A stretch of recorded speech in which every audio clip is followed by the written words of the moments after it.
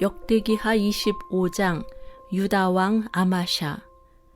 아마샤가 왕이 되었을 때에 그는 25살이었다. 그는 예루살렘에서 29해 동안 다스렸다. 그의 어머니 여호아따는 예루살렘 사람이다.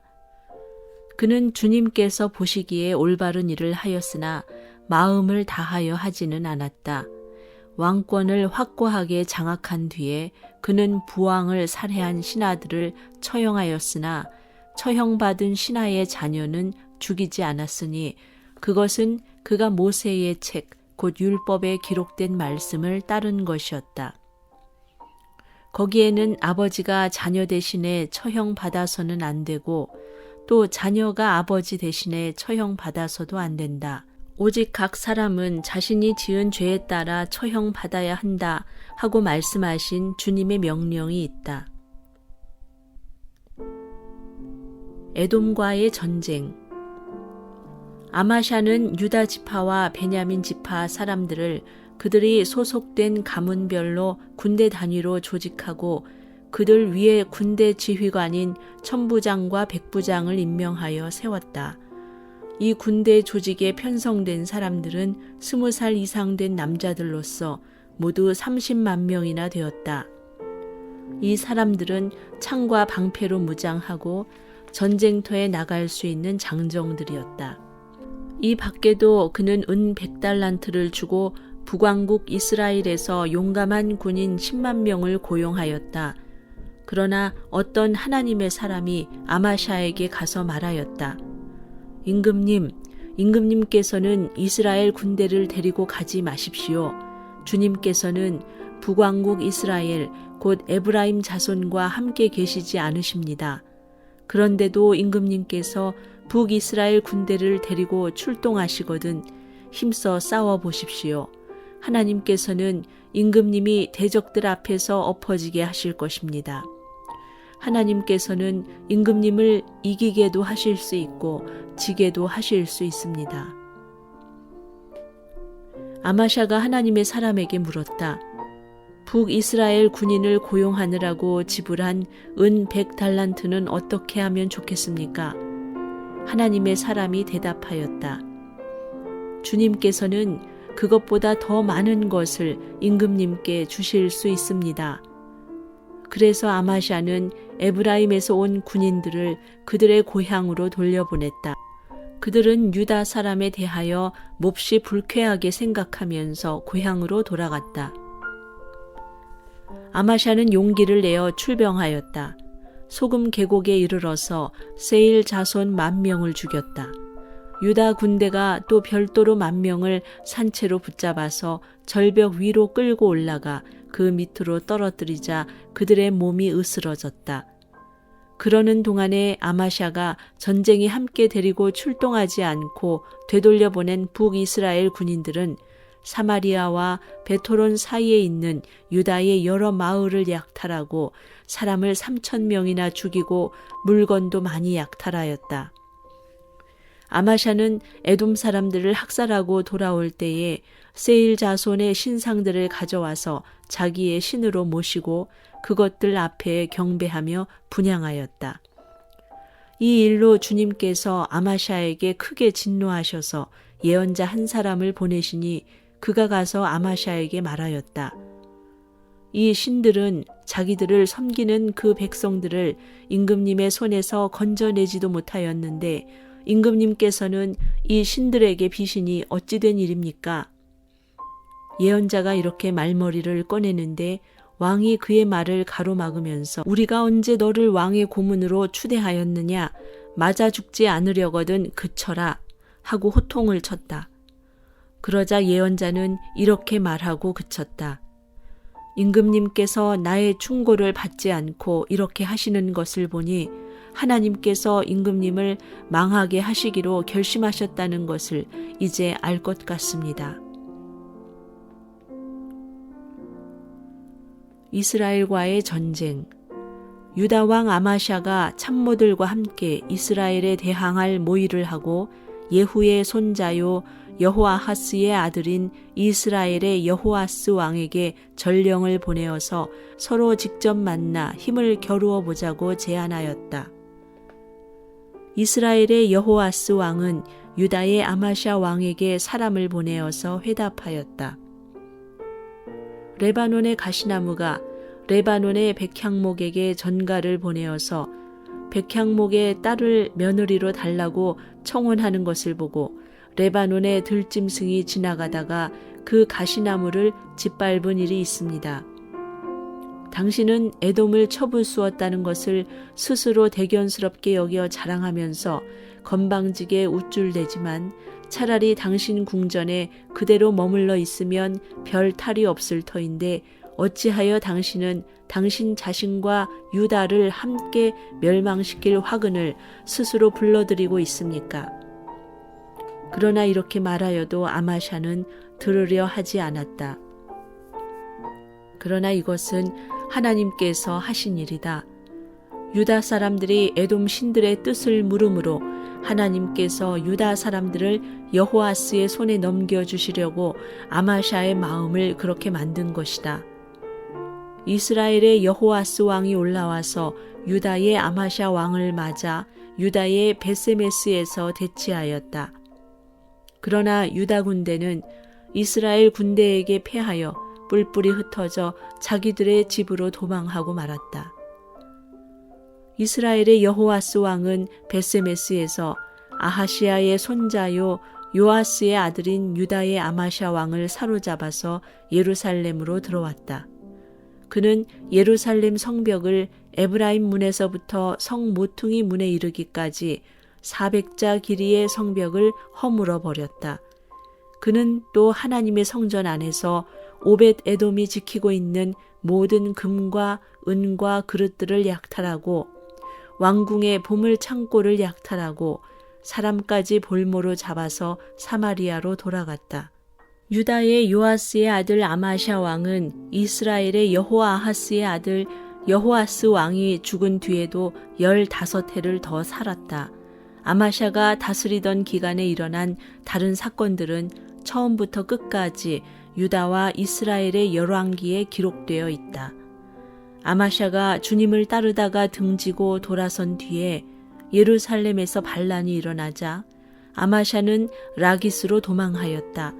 그러나 반란을 일으킨 사람들은 라기스에까지 사람을 보내어 거기에서 그를 죽였고 그의 주검을 말에 싣고 와서 그의 조상들과 함께 다윗성에 장사하였다. 역대기하 26장 유다왕 우시야. 유다의 온 백성은 우시야를 왕으로 삼아 그의 아버지 아마샤의 뒤를 잇게 하였다. 그가 왕이 되었을 때에 그는 16살이었다. 아마샤 왕이 죽은 뒤에 우시야는 엘랏을 재건하여 유다에 귀속시켰다. 우시야가 왕이 되었을 때에 그는 16살이었다. 그는 예루살렘에서 52해 동안 다스렸다. 그의 어머니 여골리아는 예루살렘 태생이다. 그는 자기의 아버지 아마샤가 한 모든 일을 본받아서 주님께서 보시기에 올바른 일을 하였다. 그의 곁에는 하나님을 경외하도록 가르쳐주는 스가랴가 있었는데 스가랴가 살아있는 동안 우시야는 하나님의 뜻을 찾았다. 그가 주님의 뜻을 찾는 동안은 하나님께서 그가 하는 일마다 잘 되게 하여 주셨다. 우시야가 전쟁을 일으켜 블레셋과 싸우고 가드성과 야분의 성과 아스돗 성의 성벽들을 헐고 아스돗 땅과 블레셋 지역 안에 성읍들을 세웠다. 그는 하나님의 도움을 받아서 블레셋 사람과 구르바알에 사는 아라비아 사람과 마온 사람을 쳤다. 암몬 사람이 우시야에게 조공을 바쳤다. 우시야가 매우 강하게 되었으므로 그의 이름이 저 멀리 이집트 땅에까지 퍼졌다. 우시야는 예루살렘의 성 모퉁이 문과 골짜기 문과 성굽이 이 세 곳에 망대를 세우고 그곳을 요새로 만들었다. 그에게는 기르는 가축이 많았다. 언덕지대와 평지에는 농부들을 배치시켰고 산간 지방에는 포도원을 가꾸는 농부도 두었다. 그는 농사를 좋아하여서 벌판에도 곳곳에 망대를 세우고 여러 곳에 물 웅덩이도 팠다. 우시아에게는 언제든지 나가서 싸울 수 있는 큰 규모의 군대가 있었다. 여이엘 병적 기록관과 마아세야 병무 담당 비서관이 이들을 징집하여 병적에 올렸다. 이 두 사람은 왕의 직속 지휘관 가운데 한 사람인 하나냐의 지휘를 맡았다. 그 군대에는 2600명의 장교가 있고 그들 밑에도 왕의 명령이 떨어지면 언제라도 대적과 싸워 이길 수 있는 30만 7,500명의 군인들이 있었다. 우시아는 이 군대를 방패와 창과 투구와 갑옷과 활과 무린매로 무장시켰다. 예루살렘에는 무기 제조 기술자들을 두어 새로운 무기를 고안하여 만들게 하였으니 그 무기는 망대와 성곽 모서리에 설치하여 활과 큰 돌을 쏘아 날리는 것이었다. 그의 명성이 사방으로 퍼졌고 하나님께서 그를 도우셨으므로 그는 매우 강한 왕이 되었다.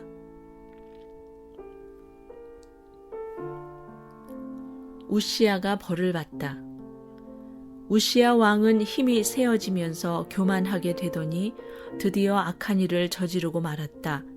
주님의 성전 안에 있는 분향단에다가 분향을 하려고 그리로 들어간 것이다.